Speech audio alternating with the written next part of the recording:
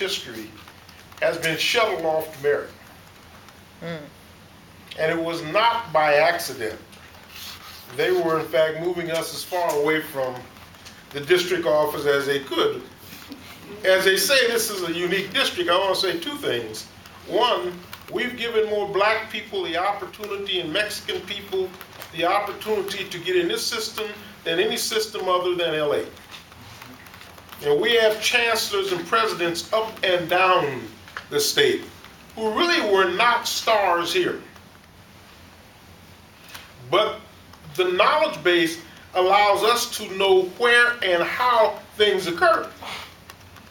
Plus, when we were fortunate, Audrey was sitting around and she and Anika had done their Title III, and this program popped up and only 5 schools in the country qualified for it. We were one of the 5. And we already had in place people in very, very important positions. As I like to tell people, when they say we need to have African American only celebrations, we run this place.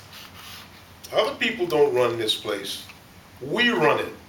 So that if you're not celebrating our students and our people, it's not other people's fault. It's our own fault.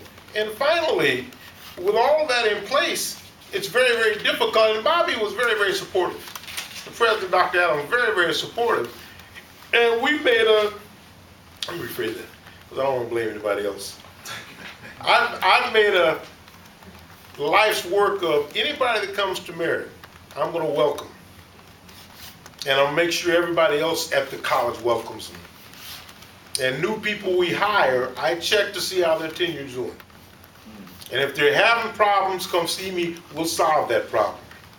So they know that there's somewhere for them to go where they're going to get an audience and that they're going to get support, and the institution will therefore support them. Lots of places don't have that because people want to move up. We've all been up there, and we're trying to avoid going down too far. You know, Dr. Love also used to be the VP of Student Services at the College of Alameda, and he was the district's affirmative action officer for a very long time. I can't remember how many years, but so one of the things that began to occur is we began to hire more people of color and go through the process of trying to get more people of color into these institutions. Very, very key position was having an affirmative action officer that would agree to some of the nuance, I won't call them nuances, but would really, really be objective in terms of the people that we were hiring. And so I have to, take my hat off to him. I mean, he's my best friend, and he's mad at me because in 1960, 1968,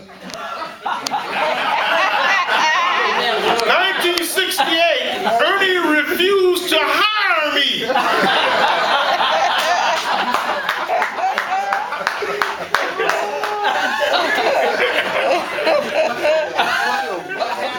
See, I'm just going to say that because he's mad at me. He's been mad at me ever since. He's my best friend. But what occurred was that when we set up the Ethnic Studies Department, one of the things that occurred with students had no say-so in the faculty that we were hiring, or that they were hiring. So I said no. What we were going to do is we were going to put students on the panel and everything. And so that's what led to students being involved, in the hiring committee. We were going to have students on the hiring committee. So what happened is I knew he should have been the one, but I went with the students. Because that's what I said. I was committed to that. And so my best friend has held that against me. 40 years. Okay, he was my best friend. But I hope you answered.